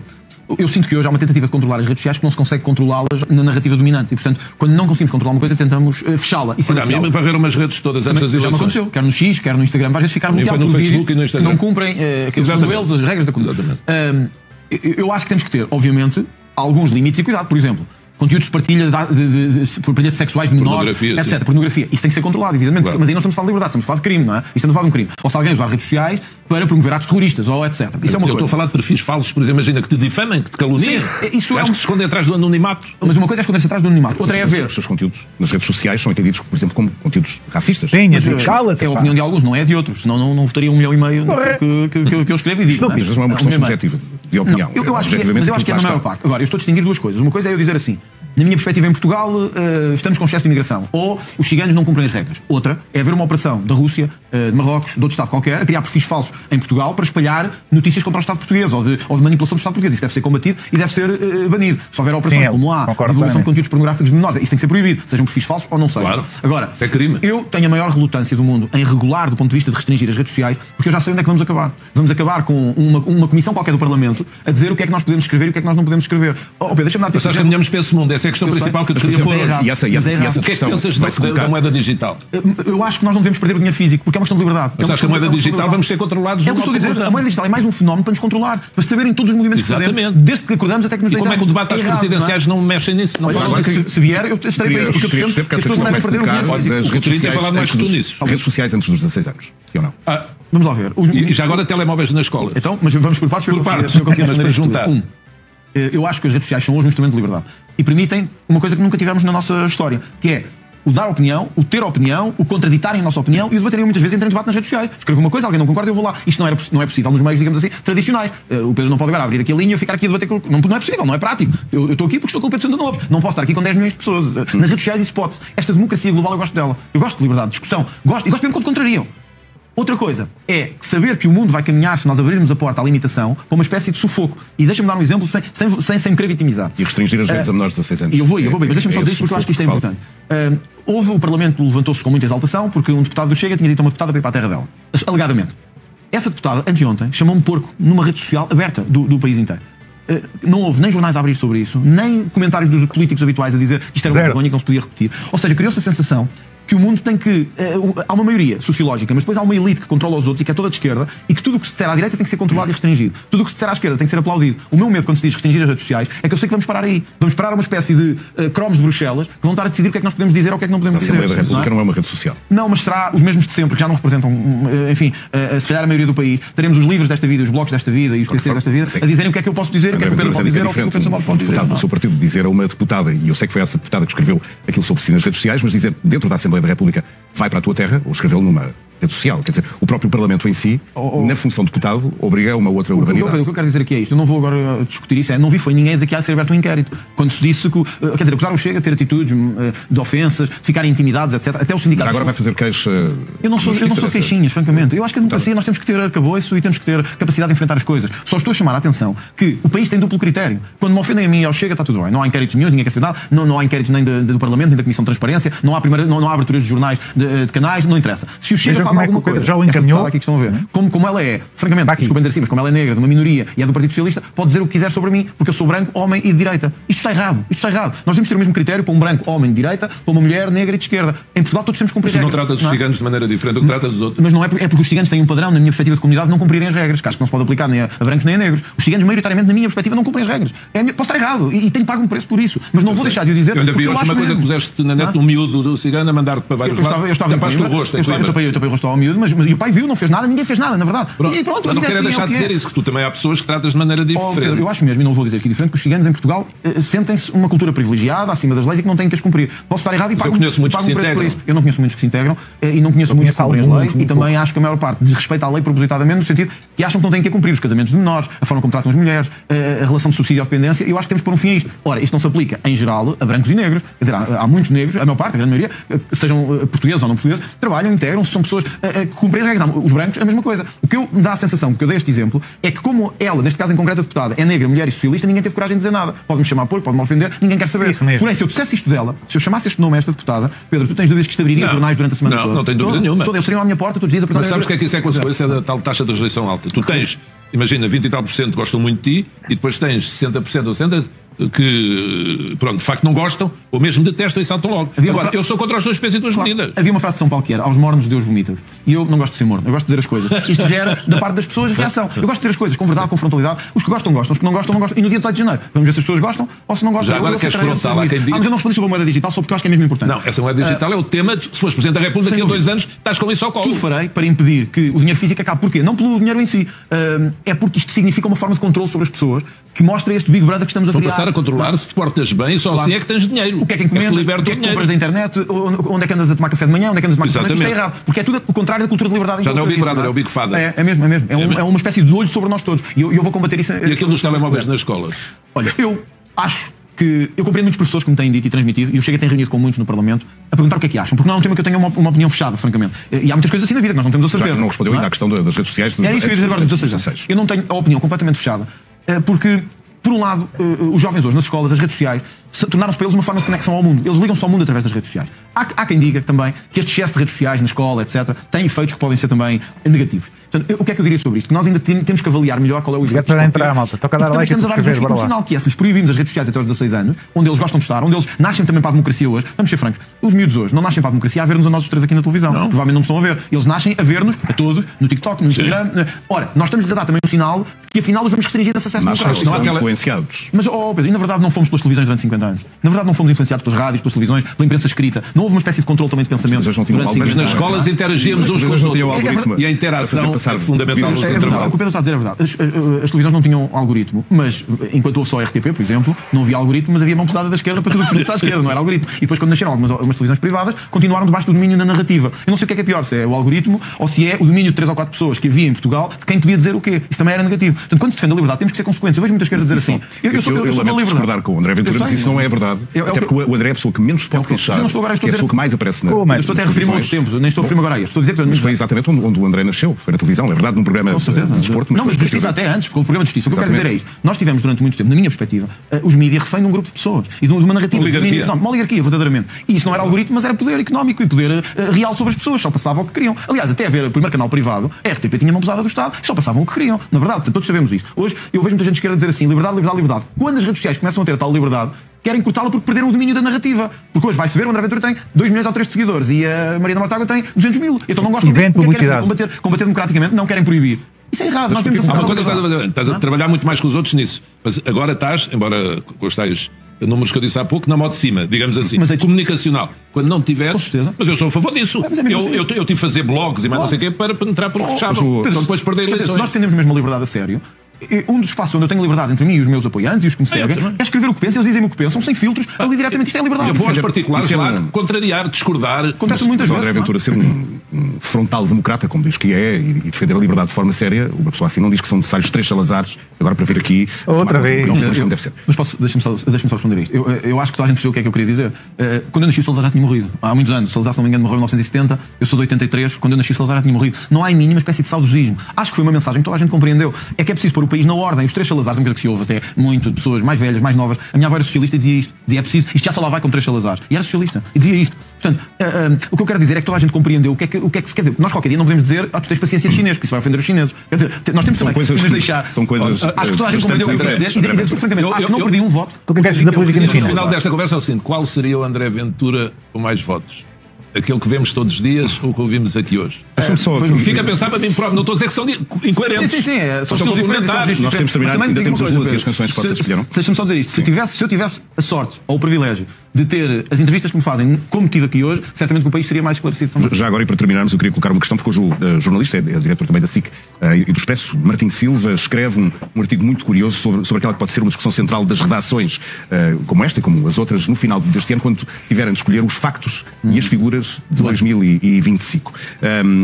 E o que ele diz é que, provavelmente, um dos nomes mais citados será o seu André Ventura. Surpreendeu-lo-ia ser o escolhido como a figura de 2025 por muitas das redações? Não vivo à volta disso, francamente. Não vivo à volta disso. É-me indiferente para as redações ser a figura do ano ou não ser a figura do ano. Eu quero ser a figura do ano para os portugueses. É isso que eu quero. Eu não estou a desvalorizar nada. Acho que ser a figura do ano para os jornalistas, para as redações, para os empresários, não me interessa nada. Eu quero ser a figura do ano para os portugueses. A figura em que eles querem confiar para liderar o país. É isso que me preocupa. Eu, de resto, vi isto... Queria perceber qual é o seu ponto de vista sobre isso. Acharia lógico, justo, enfim. Não tenho nessa condição de me achar que as redações devem achar que eu sou mais importante do que eu. Não tenho, sinceramente. Uma das virtudes do cristianismo que eu tento ter, embora às vezes também falhe, francamente, é ter a humildade de me posicionar no meu lugar. Quem se exalta será humilhado. Exatamente. Os humildes serão exaltados. E eu procuro ter essa humildade. Para quem eu quero ser a figura do ano é para os portugueses, não é para... Figura do ano no sentido de me escolherem como figura para liderar o país. Não estou preocupado se sou uma figura querida dos jornalistas. Deixa-me dizer uma coisa antes das luas e companhia. Deixa-me as pessoas, muitas, que veem este espaço, cada vez vem cá um candidato presidencial e diz assim, aliás já recebi mensagens aqui, diz, então afinal apoio ao Coutrinho. A semana passada era, afinal apoio ao Almirante, e aqui já tenho vários, então afinal apoio ao André Ventura, até jornalistas. Neste espaço, o que se quer é que as pessoas falem e mostrem quem são. Sabe o que é que isso mostra? Mostra como nós temos muita gente na imprensa e fora da imprensa que se habituou a viver mal com a liberdade. Se habituou a viver mal com o pluralismo. É tão bom tipo ser livre. Então não é bom, é muito bom. Tão bom. Deixem-me só ir em direto para o Hospital São João, vamos fazer um ponto de situação do Estado do Presidente da República. Pedro Santana Lopes trouxe André Ventura como seu convidado principal. Estamos mesmo no fim. Vamos às luas, Pedro Santana Lopes. Vamos começar pelo quarto minguante, o PS e as presidenciais. É um fenómeno estranhíssimo. Aliás, há pouco aflorámos esse tema, já não sei se no ar ou em off. Mas, de facto, o PS, os seus dirigentes, etc., está tudo desaparecido da campanha de António José Seguro.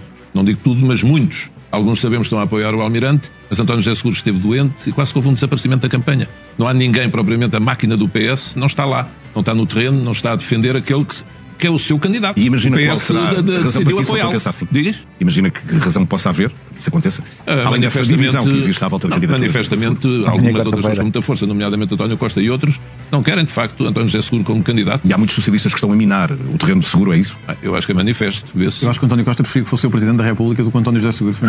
Eu acho. Portanto, já diz bem qual é o estado em que está o PS. Quarto crescente para si, Pedro Santana Lopes. Quarto crescente, o Primeiro-Ministro pela aprovação do orçamento e pela boa posição que as sondagens lhe continuam a dar. Apesar de tudo, vai lá ano e meio de governo, o mundo está, mas é um facto. E, portanto, foi um momento bom para ele. Ali o Chega votou contra, mas tem feito alguns outros acordos com o governo, noutras matérias. Mas, neste caso, acho que foi uma boa semana e tem sido boas semanas para Luís Montenegro. Votou contra o orçamento, mas votou favoravelmente a algumas das propostas leis do Partido Socialista. E isso valeu-lhe a acusação de andar com a língua, é a motivação que ele faz erradamente, porque nós temos uma posição muito clara nos temas a que se está a referir, como é o caso das propinas. Eu tenho muito orgulho em ter bloqueado o aumento das propinas em Portugal. Os jovens hoje que estão nas universidades não conseguem sequer pagar os quartos onde estão para estudar, quanto mais permitirmos que as propinas aumentem. Portanto, tenho muito orgulho em ter bloqueado que isso acontecesse.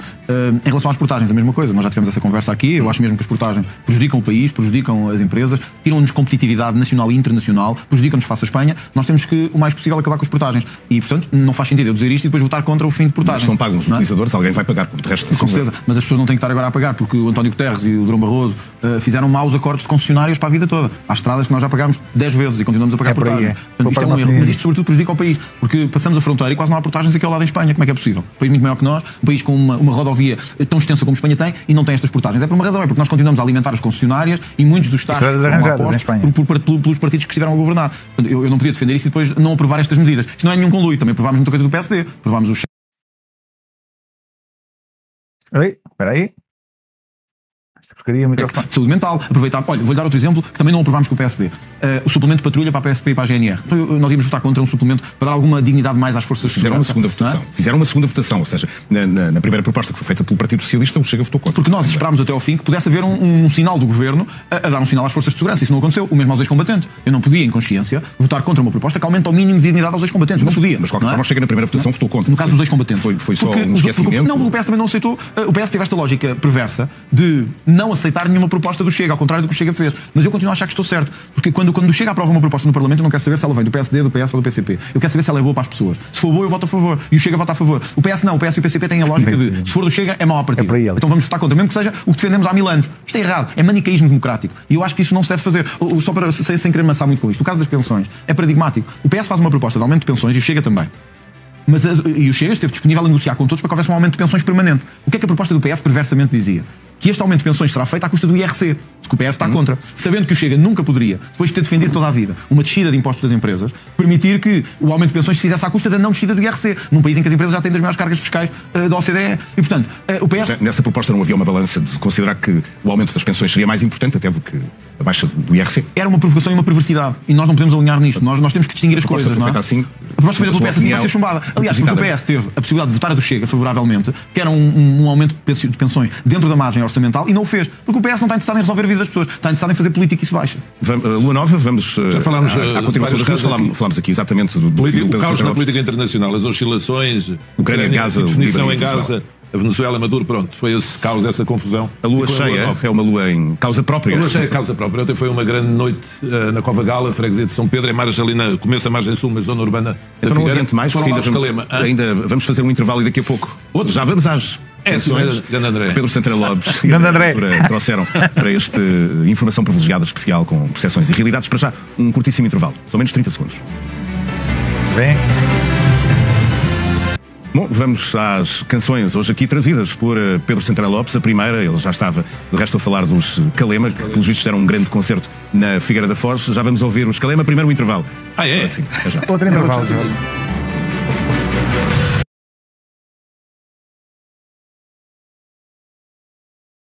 Agora sim, já estamos quase no final com as canções que o Pedro Santana Lopes trouxe e o André Ventura também, uma de cada lado. Primeira do Pedro, já estava a falar dos Calema na Figueira da Foz. Esta música que escolhi a nossa vez já teve mais de 100 milhões de visualizações no YouTube. É impressionante para uma banda portuguesa. É uma loucura, mas eles são de facto um profissionalismo. São os tais que encheram o Estado da Luz do clube ali do André. Não sei se ele não gosta que eu diga isso. Estás em campanha, mas toda a gente sabe. Toda a gente sabe, está a verdade. Vamos ter derby na sexta-feira. E esta música é muito gira. A música é muito gira. Vamos ouvir um pouco. E são eles que compõem, eu não sabia. É pá, isto dá copyright. As músicas todas. E eu devo dizer uma coisa. Estes gajos são os marotos, pá. Nós não podemos dizer, não posso perder, isto não está a ser gravado ao mesmo tempo. Já acabou. E falta a canção? Parece que ainda não. Espera aí.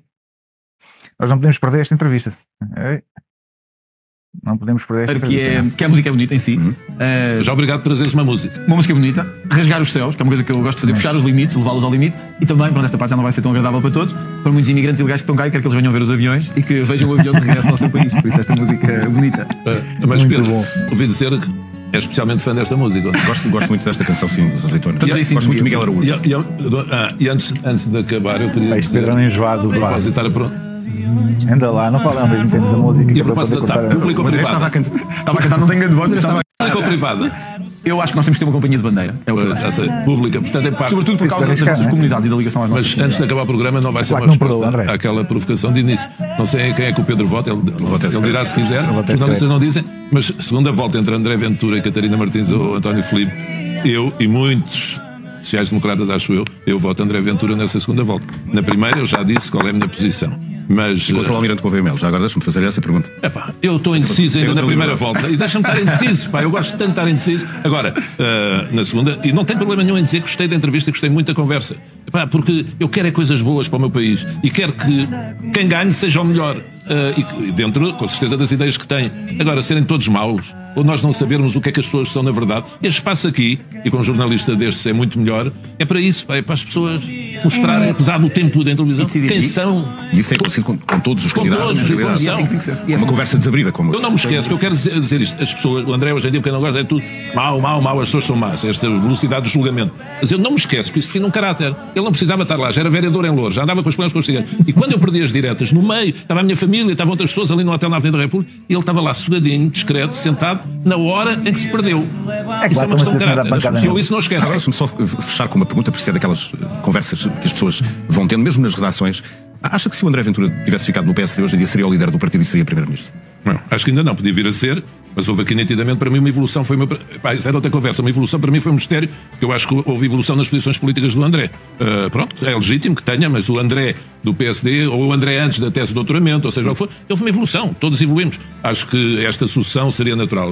Passos Coelho, e quando eu concorri contra Rio já sabia que era se Rio ganhasse, depois vinha aí Luís Montenegro, se calhar Pedro Duarte, mas não, se lá tivesse ficado o André, acho que sim, que um dia seria, com as qualidades pessoais e políticas que tem. As ideias que tem hoje em dia, acho que lá não dá. Mas por isso é que ele foi para o outro lado e fundou outro partido.